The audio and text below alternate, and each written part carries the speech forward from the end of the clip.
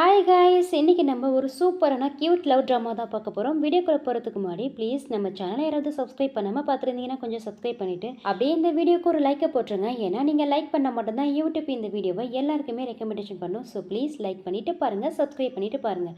வாங்க வீடியோக்குள்ள போகலாம். ட்ராமாவோட ஸ்டார்டிங்லேயே நம்ம ஹீரோயினை தான் காமிக்கிறாங்க. அவங்க டேட்டுக்கு வந்திருக்காங்க. இந்த டேட்டை அவங்க விருப்பப்பட்டு வரல, அவங்க வீட்டில் ஃபோர்ஸ் பண்ணதால தான் வந்திருக்காங்க. ஹீரோயினுக்கு அம்மா அப்பா கிடையாது, அவங்க சின்ன வயசுல இருக்கும்போது இறந்து போயிட்டாங்க. இப்போ ஹீரோயின் அவங்க அங்கிள் ஆண்டி வீட்டில் தான் இருக்காங்க.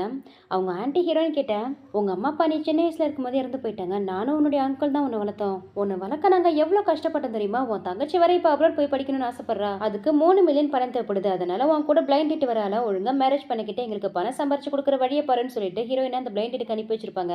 இப்போ அதெல்லாம் நினைச்சு பார்த்துட்டு இருக்க ஹீரோயின் கூட பிளைண்ட் டேட் வந்தவருக்கு ஹீரோயினை பத்தி நல்லாவே தெரியும் போல. அது மட்டும் இல்லாம இவன் சரியான பேர்வடாவும் இருக்கா. ஹீரோயின் கிட்ட, எனக்கு ஓரளவுக்கு உன்னை பத்தின இன்ஃபர்மேஷன்லாம் தெரியும், உன்னை காலேஜ் படிக்கிற ஸ்டூடெண்ட் சொன்னாங்க, நான் கூட என்ன சின்ன பொண்ணா இருப்பேன்னு பார்த்தா உன்னையும் ஸ்ட்ரக்சரை பார்த்தா அந்த மாதிரி தெரியல, நல்ல பல்கா தான் இருக்கிறங்க மாதிரி ஹீரோயினை கொஞ்சம் தப்பான பார்வையில பாக்குறான். அது மட்டும் இல்லாம நீ என்ன மேரேஜ் பண்ணிக்கிட்டு என் ஃபேமிலிக்குள்ள வந்துட்டீங்கன்னா என் பேரண்ட்ஸ் என்கிட்ட என்ன இந்த மாதிரி ஒரு பல்கான பொண்ணை மேரேஜ் பண்ணிட்டு வந்துட்டேன்னு எனக்கு கேள்வியெல்லாம் கேட்பாங்க.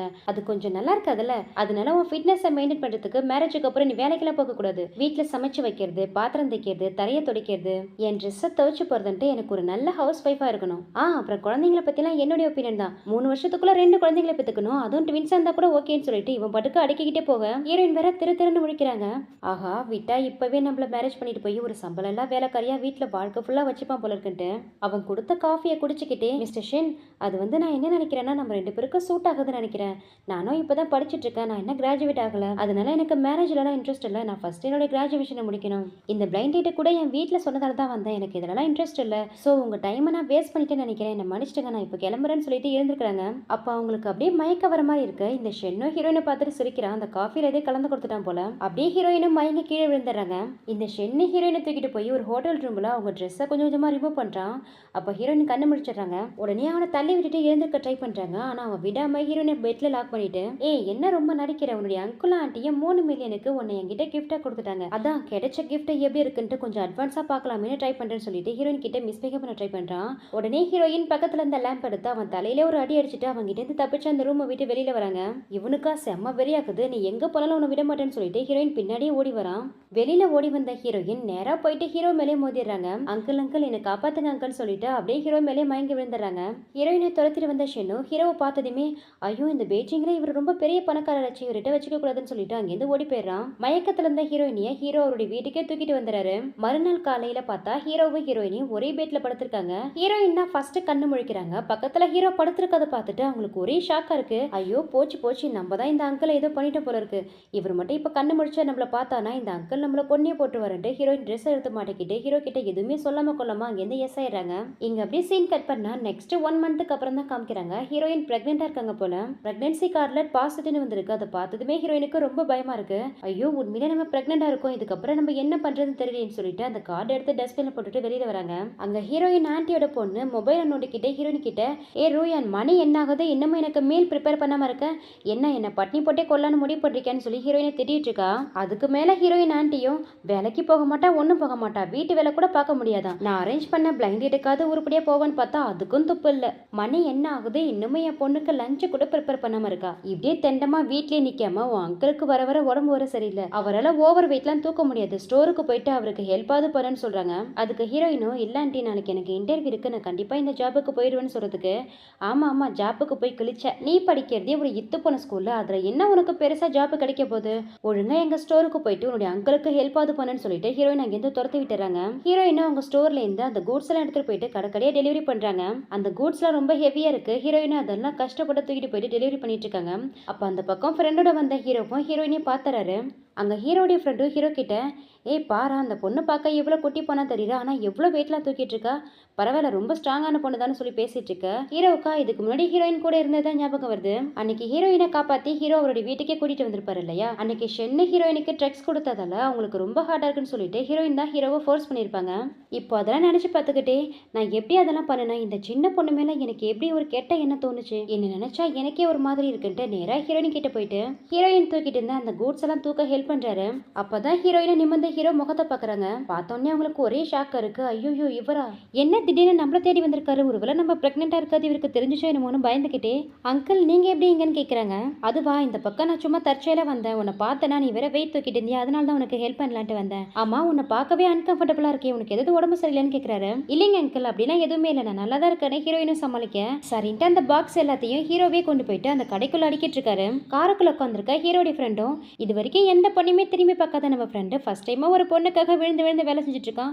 ஒருவேளை அந்த குட்டி பொண்ணு அவனுக்கு பிடிச்சிருக்கா என்னன்னு சொல்லி இவர் ஒரு பக்கம் பேசிட்டு இருக்க, இங்க நம்ம ஹீரோவும் ஹீரோயின் கையை பிடிச்சு, ஏ குட்டி பொண்ணு உன் பேரு என்ன நான் தெரிஞ்சுக்கலாமா, அதோட உனக்கு எத்தனை வயசு ஆகுதுன்னு கேட்குறாரு. அங்கிள் என் பேரு ரூயா, நான் இந்த வருஷத்தோட என்னோட கிராஜுவேஷனை கம்ப்ளீட் பண்றேன், எனக்கு 20 இயர்ஸ் ஆகுதுன்னு சொல்றாங்க. ஹீரோவும் கொஞ்சம் தயங்கிக்கிட்டே ஹீரோயின் கிட்ட, அது வந்துமா லாஸ்ட் டைம் என்ன நடந்ததுன்னா அப்படின்ட்டு இவங்க ரெண்டு பேரும் ஒன்னா டைம் ஸ்பெண்ட் பண்ணதை பத்தி பேசலான்ட்டு வராரு. உடனே ஹீரோயினும் அச்சோ இவர் வர ஆரம்பிக்கிறாருன்ட்டு ஹீரோ கிட்ட, ஐயா அங்கிள் நீங்க எதுவும் அதை பத்தினா கேர் பண்ணிக்காதீங்க, அன்னைக்கு அந்த ஆள் கிட்ட என்ன காப்பாத்தினதுக்கு ரொம்ப தேங்க்யூன்னு சொல்றாங்க. ஆனா அப்போ ஹீரோ விடாம ஹீரோயின் கிட்ட, இல்லம்மா லாஸ்ட் டைம் உனக்கு எனக்கு நடந்ததுக்கு நானே ரெஸ்பான்சிபிலிட்டி எடுத்துக்கிறேன், இல்லனா உனக்கு ஏதாவது காம்பன்சேட் பண்ணா கூட சொல்லுமா, நான் பண்ணிடுறேன், உனக்கு எது தேவைப்படுதோ சொல்லுமான்னு சொல்றாங்க. இல்லைங்க அங்கிள் அதெல்லாம் ஒன்றும் தேவையில்லைன்னு ஹீரோயின் சொன்னாலும் அவங்க மனசுக்குள்ள இந்த குழந்தைய அவருடைய தானே, அட்லீஸ்ட் அதை பத்தி தெரியாவது படுத்தலாமேன்ட்டு ஹீரோயின் ஹீரோ கிட்ட, அங்கிள் அது வந்துன்னு சொல்லிட்டு அவங்க பிரெக்னெண்டா இருக்கிற விஷயத்த சொல்லான்ட்டு வராங்க. அதுக்குள்ளே அந்த ஸ்டோரோட மேனேஜர் ஹீரோ பார்த்துட்டு, ஐயோ லூஸ் சார் நீங்களா, நீங்கள் எவ்வளோ பெரிய ஐடென்டிட்டியை சேர்ந்தவர், நீங்கள் போய் எப்படி வெளியே நிற்கலாமா, முதல்ல உள்ளே வாங்க சார்னு சொல்லி கூப்பிட்றாரு. இல்லை அதெல்லாம் ஒன்றும் தேவையில்லை, எனக்கு டைம் ஆயிடுச்சு நான் கிளம்புறேன், நீங்கள் போயிட்டு உங்கள் வேலையை பாருங்கன்னு சொல்கிறாரு. அவரும் சரிங்க சார்ன்ட்டு உள்ளே போயிடாரு. இதெல்லாம் பார்க்கும்போது ஹீரோயினுக்கு ரொம்ப ஆட்டிடியூட் காட்டுற இந்த ஸ்டோரோட மேனேஜரை இந்த அங்கிளோட ஐடியா பற்றி பேசிட்டு போகிறாருன்னா அப்போ கண்டிப்பாக இந்த அங்கிள் பெரிய ஆளாக தான் இருக்கணும். இப்போ இந்த குழந்தைய பற்றி சொல்கிறது நல்லா இருக்காது, இந்த குழந்தைய நம்மளே வளர்த்துக்கலாம்னு முடிவு பண்ணுறாங்க. ஹீரோவும் ஹீரோனி கிட்ட, ஏமா கொஞ்ச நேரத்துக்கு முன்னாடி ஏதோ சொல்ல வந்தே, என்னாச்சு என்ன விஷயம் கேக்குறாரு. அதெல்லாம் ஒண்ணு இல்ல அங்கிள், எனக்கு கொஞ்சம் உடம்பு சரியில்லை, நான் வீட்டுக்கு கிளம்புறேன்ட்டு கிளம்ப பாக்குறாங்க. அப்போ அவங்களுக்கு மயக்கம் வர மாதிரி இருக்கு, கீழே விழ போறாங்க. அப்போ ஹீரோ தான் தாங்கி பிடிக்கிறாரு. உனக்கு உடம்பு சரியில்லைன்னு நினைக்கிறேன், உன்னுடைய போனை கொடுன்ட்டு ஹீரோயின் கிட்ட இருந்து போனை வாங்கி அதுல அவருடைய நம்பரை சேவ் பண்ணி, உனக்கு ஃபியூச்சர்ல ஏதாவது ஹெல்ப் தேவைப்பட்டாலும் உனக்கு ஏதாவது ப்ராப்ளம்னாலும் எனக்கு இம்மீடியட்டா கால் பண்ணணும்னு சொல்லி அந்த போனை அவங்க கிட்டே கொடுத்துட்டு அங்கேருந்து கிளம்புறாரு. ஹீரோ போனதுக்கு அப்புறம் அந்த கடையோட மேனேஜர் கிட்ட இருந்து அவங்களுடைய அமௌண்ட்டை வாங்கிக்கிட்டு அந்த அமௌண்ட்ல இருந்து கொஞ்சோண்டு அமௌண்ட்டை மட்டும் தன்னுடைய செலவுக்காக எடுத்துக்கிறாங்க. நெக்ஸ்ட் வீட்டுக்கு போயிட்டு அவங்க கலெக்ட் பண்ண அமௌண்ட்டை அவங்க ஆண்டி கிட்ட கொடுக்குறாங்க. அவங்களும் அந்த பணத்தை வாங்கி எண்ணி பார்த்துட்டு இருக்காங்க. இங்க ஹீரோயினுக்கு மயக்க வர மாதிரி இருக்கு. பணத்தை எண்ணினவங்க நேரா ஹீரோயின் பேக்கை வந்து செக் பண்ணி பார்க்குறாங்க. அதுல அவங்க எடுத்து வச்ச அமௌண்ட் இருக்கு. அந்த பணத்தை எடுத்து காட்டி, இந்த பணம் எப்படி வந்தது, என்ன என்னுடைய பணத்துலேருந்து நீ திருடிக்கிட்டியா, இல்லை இந்த கூட்ஸ் எல்லாம் எடுத்துட்டு போய் டெலிவரி பண்ண சார்ஜ் பண்ணிக்கிட்டேன்னு கேட்குறாங்க. இல்லை இது என்னுடைய பணம்னு ஹீரோயின் சொல்றதுக்கு, உனக்கு சாப்பாட்டுலேருந்து எல்லாத்தையும் நாங்கள் கொடுக்குறோம், ஆனால் எங்களுக்கே தெரியாம எங்க அமௌண்ட் எடுத்து சேஃப்டி பண்ண பார்க்குறியா, சொல்லு இந்த பணம் எப்படி வந்ததுன்னு சொல்லிட்டு அவங்க ஹஸ்பண்ட் கிட்ட, இவளுக்கு இந்த பணத்தை நீங்க தான் கொடுத்தீங்களான்னு கேட்குறாங்க. அதுக்கு அவரும் பொண்டாட்டிக்கு ரொம்ப பயந்தவர் போல, இல்லம்மா எனக்கு தான் தெரியாதம்மா, நான் எதுவும் கொடுக்கலாமான்னு சொல்றாரு. உன்னுடைய அங்கிளும் கொடுக்கலாம், இந்த பணம் எங்கேருந்து வந்ததுன்னு கேட்கறதுக்கு அந்த ஆண்டியோட பொண்ணு, அம்மா அந்த பணம் எப்படி இருந்தாலும் அவருடைய பாய் ஃப்ரெண்டு தான் கொடுத்துருப்பான்னு சொல்றா. என்ன பாய் ஃப்ரெண்டா, இவன் முகர கட்டைக்கெல்லாம் பாய் ஃப்ரெண்ட் ஒன்று கேட்குதா, இவன் மூஞ்சியும் முகர கட்டையும் பாரு, முதல்ல வெளியில போன்னு சொல்லிட்டு அந்த கடையை விட்டு வெளியில போக சொல்றாங்க. ஹீரோயினிக்கா ரொம்ப கஷ்டமா இருக்கு. ரோட்ல நடந்து வந்துட்டு இருக்காங்க. அப்படி வந்துட்டு இருக்கும்போது அவங்களுக்கு மயக்க வந்து கீழே விழுந்துடுறாங்க. அந்த நேரம் பார்த்து கரெக்டா அங்க ஹீரோ வராரு. அவர் வந்ததுமே ஹீரோயினை பார்த்துட்டு அவங்களை தூக்கிட்டு போயிட்டு ஹாஸ்பிட்டல்ல அட்மிட் பண்றாரு. ஹாஸ்பிட்டல்ல ஹீரோயின் கண்ணு முடிச்சதும் ஹீரோ பார்த்துட்டு, நம்ம பிரெக்னெண்டா இருக்கிறது ஒருவேளை இந்த அங்கிளுக்கு தெரிஞ்சிருக்குமோ என்னமோன்னு மனசுக்குள்ளே நினைச்சிட்டு இருக்க. ஹீரோவும் ஹீரோயினி கிட்ட ஒரு ரிப்போர்ட்டை கொடுத்துட்டு, நீ எந்த மாதிரியான என்விரான்மெண்ட்ல வளர்ற, உனக்கு ஊட்டச்சத்து குறைபாடு அதிகமா இருக்கு, அதனால தான் மயக்கம் வந்திருக்குன்னு சொல்றாரு. ஹீரோயின் அந்த ரிப்போர்ட் எடுத்து பாக்குறாங்க. அதை பார்த்துட்டு, ஐயோ இந்த அளவுக்கு எனக்கு நியூட்ரிஷன் பத்தாக்குறையா இருந்தா நான் எப்படி இந்த குழந்தைய பெற்றெடுப்பேன்னு மனசுக்குள்ள நினைச்சிட்டு இருக்க. ஹீரோ ஹீரோயினிக்காக லிக்விட் ஃபுட் எடுத்துருக்காரு. அதை அப்படியே அழகா ஊட்டி விட்டுட்டு இருக்காரு. ஹீரோயினிக்கா இதுக்கு முன்னாடி அவங்க ஆண்டி பேச நினைச்சு ரொம்ப அழுதுட்டு இருக்காங்க. ஹீரோவும் என்ன சும்மா எதுக்கு அழுதுட்டு இருக்க, உங்க வீட்டுல ஏதாவது பிரச்சனைன்னு கேட்கிறாரு. அதுக்கும் ஹீரோயின் எதுவுமே பேசாம ரொம்ப அழுதுகிட்டே இருக்காங்க. சரின்ட்டு ஹீரோவும் ஹீரோயினியை சமாதானப்படுத்தி அவருடைய வீட்டுக்கே கூட்டிட்டு போறாரு. அங்க ஹீரோடைய வீட்டுல ஹீரோயின் நல்லா நிம்மதியா தூங்கி எழுந்திருக்காங்க.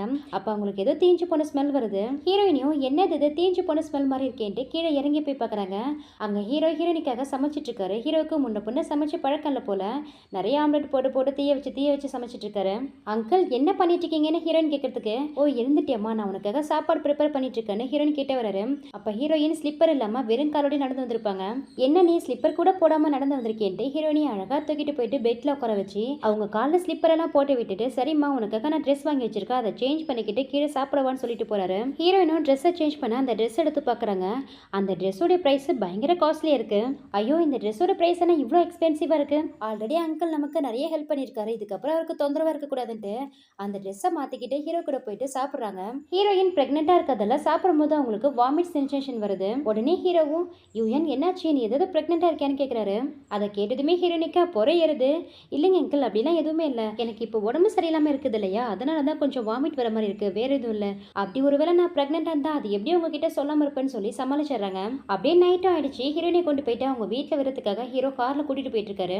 கார்ல இருந்து இறங்குறதுக்கு முன்னாடி ஹீரோயின் ஹீரோ கிட்ட, அங்கிள் இது நம்முடைய லாஸ்ட் மீட்டிங்காவே இருக்கட்டும், இதுக்கப்புறம் நம்ம மீட் பண்ணிக்க வேணாம்னு சொல்றாங்க. ஹீரோவும் என்னாச்சுமா எதுக்கு இந்த மாதிரி சொல்றேன்னு கேட்கறதுக்கு, அங்கிள் எனக்கு தெரியும் நீங்க எனக்கு காம்பன்சேட் பண்ணதான் இந்த அளவுக்கு ஹெல்ப் பண்றீங்கன்னு, ஆனா நீங்க எனக்கு பணமா கொடுத்தா போதும்னு சொல்லிட்டு ஹீரோயின் பணம் கேட்கறாங்க. ஹீரோவும் ஹீரோனி கிட்ட உண்மையான கேரிங்கோட தான் இருந்திருப்பாரு. ஆனா ஹீரோயின் திடீர்னு பணம் கேட்டதும் ஹீரோக்கா ஒரு மாதிரி ஆகுது. சரி சொல்லு, உனக்கு எவ்வளவு பணம் வேணும்னு கேட்கறாரு. ஹீரோயினுக்கு கேட்க தயக்கமா இருந்தாலும் வேற வழியே இல்ல. அவங்க ஹெல்த் கண்டிஷன் ரொம்ப போரா இருக்கிறதால குழந்தை வளர்க்க தான் கேட்கறாங்க. ஃபர்ஸ்ட் எனக்கு 3000 வேணும்னு கேட்கறாங்க. என்ன 3000 தானா, அது போதுமான ஹீரோ கேட்கறதுக்கு.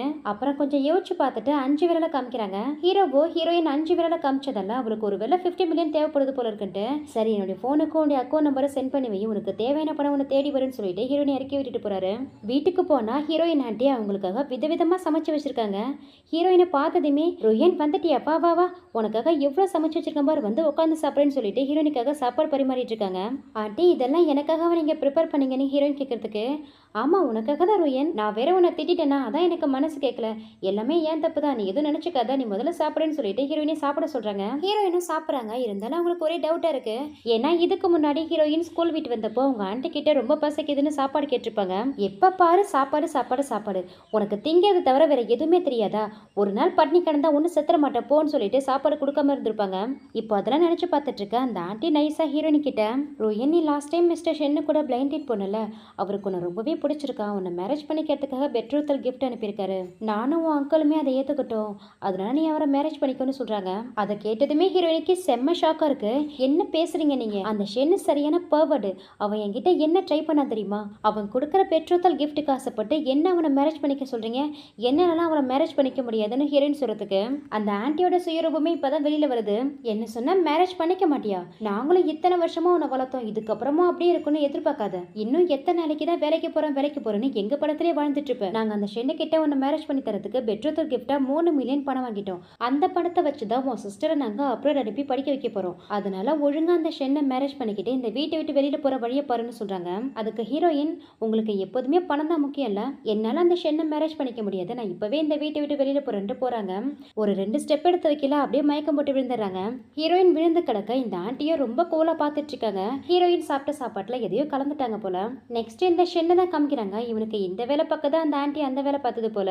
ஹீரோயின் எப்ப கண்ணு முடிப்பா அவ கூட சேர்ந்து ரொமான்ஸ் பண்ணலான்ட்டு அவங்க கையெல்லாம் கட்டி போட்டு அந்த ரூமையே ஏதோ வெட்டிங் நைட் ரூம் மாதிரி அரேஞ்ச் பண்ணி வெயிட் பண்ணிட்டு இருக்கான். ஹீரோயினும் கண்ணு முடிச்சிடுறாங்க. ரோயன் எழுந்துட்டியா, லாஸ்ட் டைம் ஏதோ உனக்கு லக் இருந்தது, அதான் தப்பிச்சு ஓடி போயிட்ட, இந்த தடவை நீ எப்படி தப்பிக்கிறேன்னு பாக்குறேன்ட்டு அவன் ஷர்ட் பட்டனை கழட்டி விட்டுட்டு ஹீரோயினை அப்ரோச் பண்ண பாக்குறான். உடனே ஹீரோயின் செல்ஃப் டிஃபென்ஸை யூஸ் பண்ணிடுறாங்க. அவன் வழியில கத்திட்டு இருக்க, இதான் சான்ஸ்ட்டு ஹீரோயினை எழுந்தாங்க இருந்து தப்பிச்சு போலான்னு பாக்குறாங்க.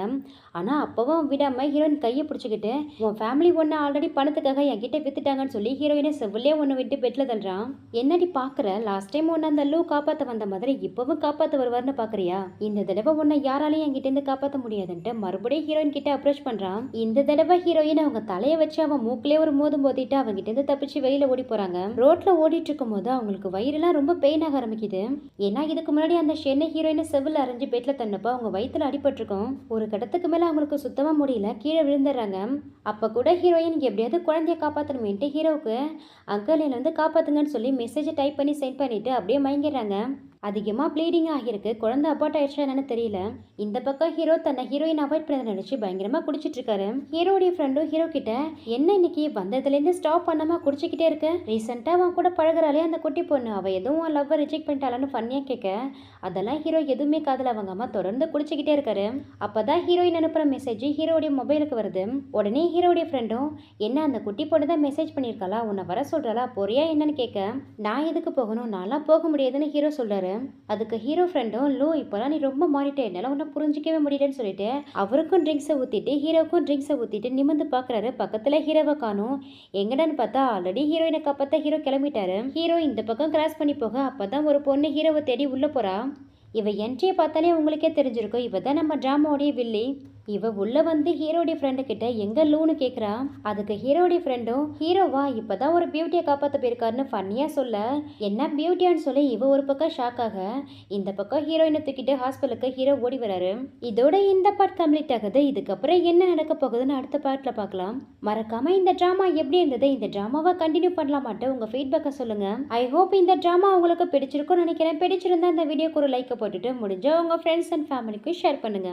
நெக்ஸ்ட் வீடியோல பார்க்கலாம். Thank you so much and see you.